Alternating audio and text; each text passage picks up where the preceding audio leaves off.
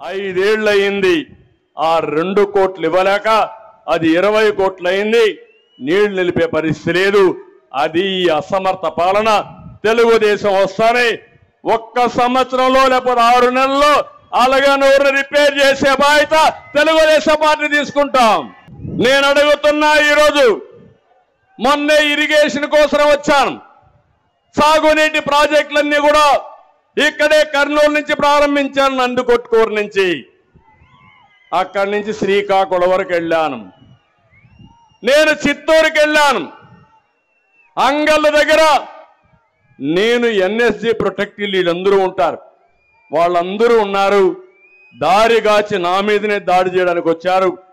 ఇదేంటని అన్యాయం అడిగితే 307 అంటే అటెంప్ట్ మర్డర్, నేనేదో వీళ్ళందరినీ పెట్టుకొని చంపడానికి పోయానని నా మీదనే 307 కేసు పెట్టారంటే, తమ్ముళ్ళు మీరు ఒక్కసారి ఆలోచించండి. నేనే లెక్క లేకపోతే మీరు ఒక లెక్క అని మిమ్మల్ని అడుగుతున్నా. ఒక మదమెక్కిన వ్యక్తి అహంభావంతో ఇంకా దిక్కు తెలియకుండా అధికారం వచ్చిందని అసలే కోతి, ఆ పైన కళ్ళు తాగింది, ఆ పైన ముళ్ళు కొట్టింది. ఇంకా చూడు దాని కథ ఆడతాది.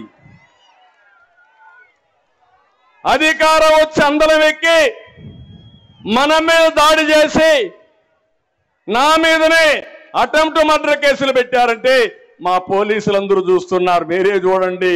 రాబోయేది తెలుగుదేశం పార్టీని, మీకు కూడా న్యాయం చేసే తెలుగుదేశం పార్టీని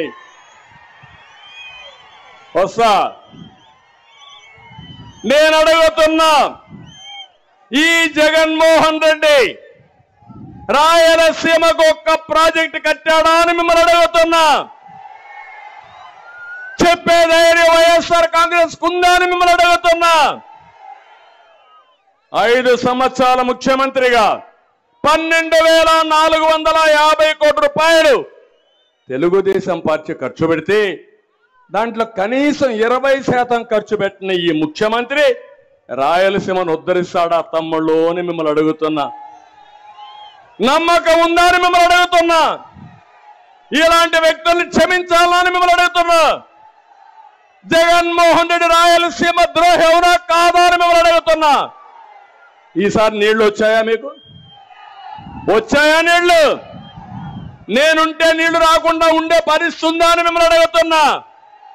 అదే మన దూరదృష్టి. నేనేం ఆలోచించాను, ఇమ్మీడియట్ గా ముఖ్యమంత్రి అయిన రోజునే రాయలసీమకు నీళ్లు తేవాలని ముచ్చుమర్రి లిఫ్ట్ ఇరిగేషన్లు ఫైనలైజ్ చేశాను. దానివల్ల నీళ్లు కిందికి పోయినా ఆ నీళ్లని లిఫ్ట్ చేసే అవకాశాన్ని కల్పించిన పార్టీ తెలుగుదేశం పార్టీ.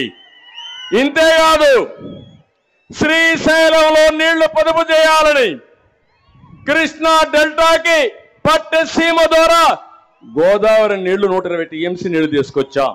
ఆ 120 టీఎంసీ నీళ్లు ఎక్కడ పెట్టామంటే శ్రీశైలంలో పెట్టాం.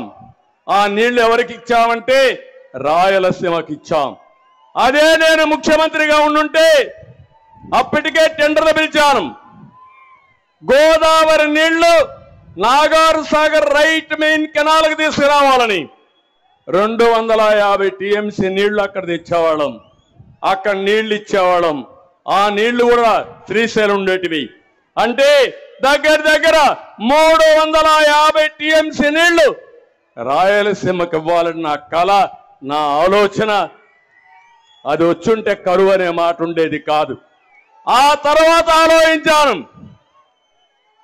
గోదావరి నీళ్లు నేరుగా నాగార్ సాగర్ దగ్గర తీసుకొచ్చి అక్కడి నుంచి నల్లమలై అడవుల్లో ఒక టన్నల్ కొట్టి నేరుగా బనకచెర్లకు తీసుకురావాలనేది నా ఆలోచన. అది నా దూరదృష్టి. గోదావరి నీళ్లు బనకచెర్ల గేట్వే ఆఫ్ రాయలసీమ. అక్కడి నుంచి అంద్రినీవాకు పోతాయి, తెలుగు గంగ పోతుంది, ఎస్ఆర్బిసికి పోతుంది, కేసీ కెనాల్కు పోతుంది, రాయలసీమ సస్యశ్యామలం అవుతుంది. అది నా కళని మీ అందరికీ తెలియజేస్తున్నా. ఈ ఆలోచన ఈ ముఖ్యమంత్రికి ఉందా అని మిమ్మల్ని అడుగుతున్నా. నీళ్ళు వస్తే బంగారు పండిస్తారా లేదా అని మిమ్మల్ని అడుగుతున్నా. అక్కడి నుంచి మొత్తం నాశనం చేసే పరిస్థితి వచ్చాడు.